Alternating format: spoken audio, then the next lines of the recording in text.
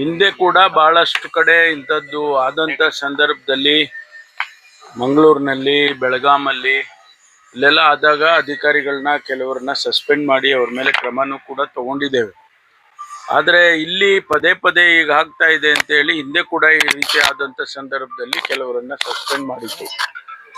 ಈಗ ನಾನು ನಿನ್ನೆ ಕೂಡ ನಮ್ಮ ಯಾರು ಇನ್ಚಾರ್ಜ್ ಇದ್ದಾರೆ ದಯಾನಂದ್ ಅವರು, ಅಲ್ಲಿ ADGP ಅವರನ್ನು ನಾವು ಮುಖ್ಯಸ್ಥರನ್ನಾಗಿ ಮಾಡಿದ್ವಿ.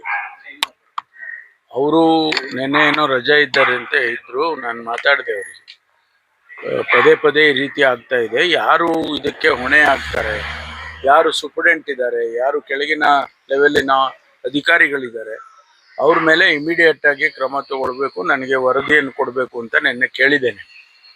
But I will not tolerate this nonsense. Enough is enough. ಯಾಕೆಂದರೆ ಇದು ತುಂಬ ಈ ರೀತಿ ಆಗಬಾರ್ದು. ಇದು ನಾವು ಅಲ್ಲಿ ಕೆಲವು ಸಂದರ್ಭದಲ್ಲಿ ಸ್ಟಾಫ್ ಕಡಿಮೆ ಇದ್ದಾರೆ ಅಂತ ಹೇಳ್ತಾರೆ, ಆದರೆ ಇರುವಂಥ ಸ್ಟಾಫ್ಸು ಸರಿಯಾಗಿ ಕೆಲಸ ಮಾಡಬೇಕಲ್ವಾ? That is not an excuse. ಹಂಗಂತ ಹೇಳಿ ಸ್ಟಾಫ್ ಕಮ್ಮಿ ಇದ್ದಾರೆ ಅಂತೇಳಿ TV ಕೊಟ್ಬಿಡೋದು, ಅವ್ರಿಗೆ ಮೊಬೈಲ್ ಕೊಡೋದು ಅಥವಾ ಇನ್ನೂ ಏನೋ ಕೊಡೋದು, ಇವೆಲ್ಲ ಮಾಡಿದರೆ ಜೈಲಂತ ಅನ್ನಿಸ್ಕೊಳ್ಳೋದೇ ಇಲ್ಲ. ಅದಕ್ಕಾಗಿ ನಾನು ವರದಿ ಕೇಳಿದ್ದೇನೆ. ನಾನು ಇಮಿಡಿಯೇಟಾಗಿ ನಾನೇ ಒಂದು ಸಭೆ ಮೀಟಿಂಗ್ ತೊಗೊಳ್ತೀನಿ. ಮೀಟಿಂಗ್ ತೊಗೊಂಡು ಏನು ಲ್ಯಾಪ್ಸಸ್ ಇದೆ, ಅದಕ್ಕೆ ಏನು ಮಾಡಬೇಕು, CCTV ಕ್ಯಾಮ್ರಾಗಳು ಮತ್ತು ಎಲ್ಲ ನಾವು ಜಾಮರ್ಸು ಇವೆಲ್ಲ ಅಪ್ರೂವ್ ಮಾಡಿದ್ದೀವಿ, ಅಪ್ರೂವ್ ಮಾಡಿ ಕೊಟ್ಟಿದ್ದೇವೆ. ಅದನ್ನು ಇಂಪ್ಲಿಮೆಂಟು ಕೂಡ ಕೆಲವು ಕಡೆ ಮಾಡಿದ್ದಾರೆ, ಕೆಲವು ಕಡೆ ಇನ್ನೂ ಮಾಡಬೇಕಾಗಿದೆ. ಅದಕ್ಕೆ ಸೀರಿಯಸ್ ಆಗಿ ತೊಗೊಂಡು ಅದಕ್ಕೆ ಕ್ರಮ ತಗೊಳ್ಳೋದಕ್ಕೆ ನಾನು ಸಭೆಯನ್ನು ಕರೀತೇನೆ, ಅಧಿಕಾರಿಗಳ ಸಭೆ. ಎನ್ಕ್ವೈರಿಗೆ ಈಗಾಗಲೇ ನನಗೆ ವರದಿ ಕೊಡಿ ಅಂತ ಹೇಳಿದ್ದೇನೆ. ಒಂದು ವೇಳೆ ನಮಗೆ ಆ ವರದಿಯಲ್ಲಿ ಸಮಾಧಾನ ಆಗಲಿಲ್ಲ ಅಂತಂದರೆ ನಾನು ಬೇರೆ ಒಂದು ಸಮಿತಿಯನ್ನು ಸೆಟಪ್ ಮಾಡ್ತೇನೆ. ಒಂದು ಸಮಿತಿ, ಬೇರೆ ಬೇರೆ ಅಧಿಕಾರಿಗಳನ್ನ ಮಾಡಿ ಒಂದು ಸಮಿತಿಯನ್ನು ಸೆಟಪ್ ಮಾಡಿ ಇದಕ್ಕೆ ಇಮಿಡಿಯೇಟ್ ಆಗಿ ಕರೆಕ್ಟಿವ್ ಮೆಷರ್ಸ್ ಅನ್ನು ತಗೊಳ್ತೀವಿ. ಸರ್, ಈಗ ಉಗ್ರ ಕೈಯಲ್ಲಿ ಮೊಬೈಲ್ ಇದೆ ಅಂದ್ರೆ ಅದು ನಮಗೆ ಆತಂಕ ಅಲ್ವಾ ಸರ್? ಖಂಡಿತವಾಗಿ ಯಾರ ಕೈಲೂ ಇರಬಾರ್ದು. ಜೈಲಿನಲ್ಲಿರೋರ ಕೈಲಿ ಯಾರ ಕೈಲೂ ಇರಬಾರ್ದು. ಬರೀ ಉಗ್ರ ಅಂತಾನೆ ಅಲ್ಲ, ಯಾರು ಕೂಡ ಮೊಬೈಲ್ ಆಗಲಿ ಅಲ್ಲಿನ ಈ ಥರದ್ದು ಫೆಸಿಲಿಟೀಸ್ನೆಲ್ಲ ಅವರಿಗೆ ಕೊಡೋದಾದರೆ ಮತ್ತು ಜೈಲ್ ಅಂತ ಅನ್ನಿಸ್ಕೊಳ್ಳೋದೇ ಇಲ್ಲ. ಅದಕ್ಕೆ ನಾನು ಸೀರಿಯಸ್ ಆಗಿ ತೊಗೊಂಡು ಇದನ್ನು ಒಂದು ಸಮಿತಿಯನ್ನು ರಚನೆ ಮಾಡಿ, ಇಲ್ಲಿ ಯಾಕೆ ಈ ರೀತಿ ಪದೇ ಪದೇ ಇಲ್ಲಿ ಬೆಂಗಳೂರಿನಲ್ಲಾಗುತ್ತೆ, ಬೆಳಗಾಂನಲ್ಲಾಗುತ್ತೆ, ಮಂಗಳೂರಲ್ಲಾಗುತ್ತೆ, ಈ ಥರ ಎಲ್ಲ ಆಗಬಾರ್ದು. ಅದಕ್ಕೋಸ್ಕರ ಅದನ್ನು ಸೀರಿಯಸ್ ಆಗಿ ತೊಗೊಂಡು ಅದಕ್ಕೇನು ಕ್ರಮ ಮಾಡಬೇಕು ಅದನ್ನು ಮಾಡ್ತೀನಿ. ಸರ್, 2023 ಅಥವಾ 2022 ವಿಡಿಯೋಗಳು ಅಂತ ಹೇಳ್ತಾರೆ, ಅದು ನಿಜನಾ?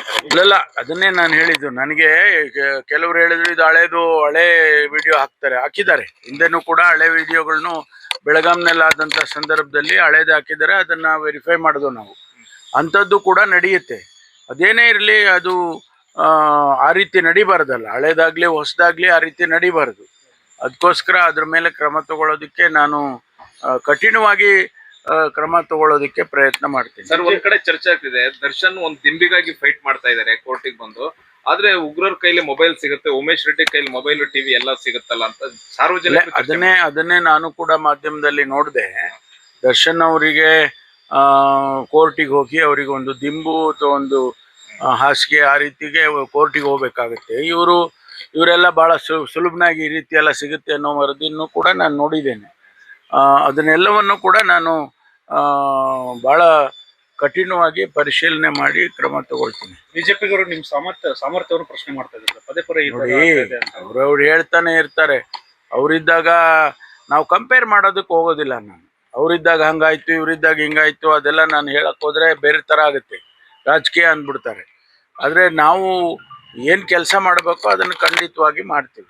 ಸಾಮರ್ಥ್ಯದ ಬಗ್ಗೆ ಹೇಳೋದು ಅವರೇ ಪ್ರಶ್ನೆ ಮಾಡ್ಕೋಬೇಕಷ್ಟೇ.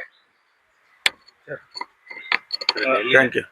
ದೆಹಲಿಯಲ್ಲಿ ಸರ್ 14ನೇ ತಾರೀಕು CM ಹೋಗ್ತಾರೆ.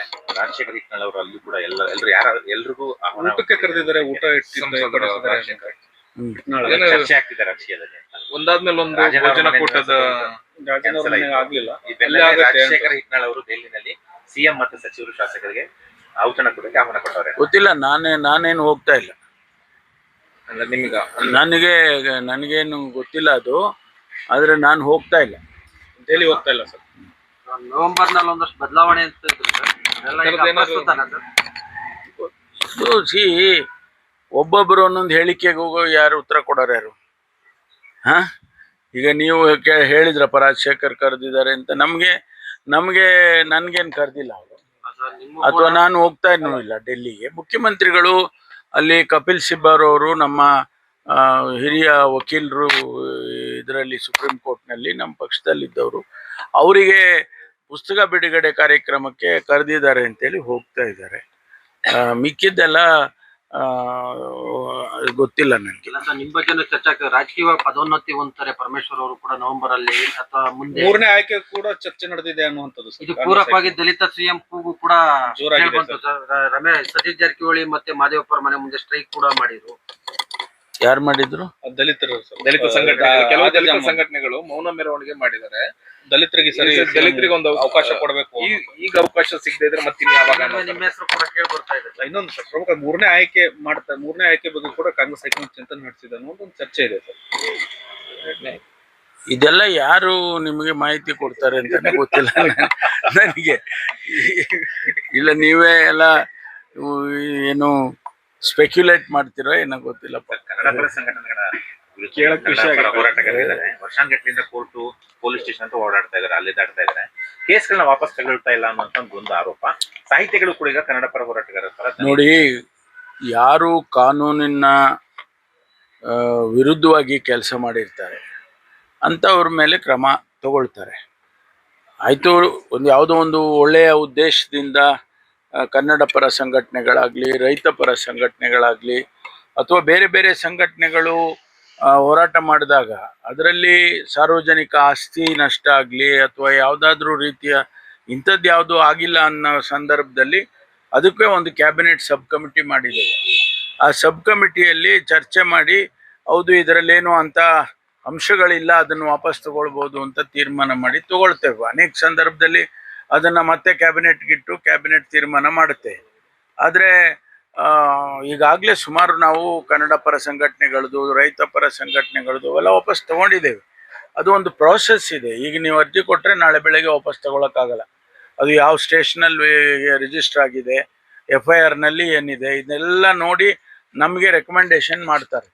ಮಾಡಿದಾದ್ಮೇಲೆ ಕ್ಯಾಬಿನೆಟ್ ಸಬ್ ಕಮಿಟಿ ಮುಂದೆ ಬಂದು ಅವರು ಚರ್ಚೆ ಮಾಡಿ, ಹೌದು ಇದು ಮುಂದುವರ್ಸೋದಕ್ಕೆ ಏನು ಯೋಗ್ಯ ಅಲ್ಲ, ತಗೊಂಬಿಡಿ ವಾಪಸ್ಸು ಅಂತ ತಗೊಳ್ತಾರೆ. ಅದನ್ನು ಕ್ಯಾಬಿನೆಟಿಗೆ ಇಡಬೇಕು. ಕ್ಯಾಬಿನೆಟ್ ಆನಂತರ ವಾಪಸ್ ತಗೊಳುತ್ತೆ. ಆ ಪ್ರಕ್ರಿಯೆ ನಡೀತಾನೆ ಇರುತ್ತೆ. Okay sir, thank you sir. Thank you. ಕ್ಷಣ ಕ್ಷಣದ ಸುದ್ದಿಗಳಿಗಾಗಿ ಫ್ರೀಡಂ ಟಿವಿ ಸಬ್ಸ್ಕ್ರೈಬ್ ಮಾಡಿ, ಲೈಕ್ ಮಾಡಿ ಹಾಗೂ ಫಾಲೋ ಮಾಡಿ. ಹೊಸ ಸುದ್ದಿಗಳ ನೋಟಿಫಿಕೇಶನ್ಗಾಗಿ ಬೆಲ್ ಐಕಾನ್ ಮೇಲೆ ಕ್ಲಿಕ್ ಮಾಡಿ.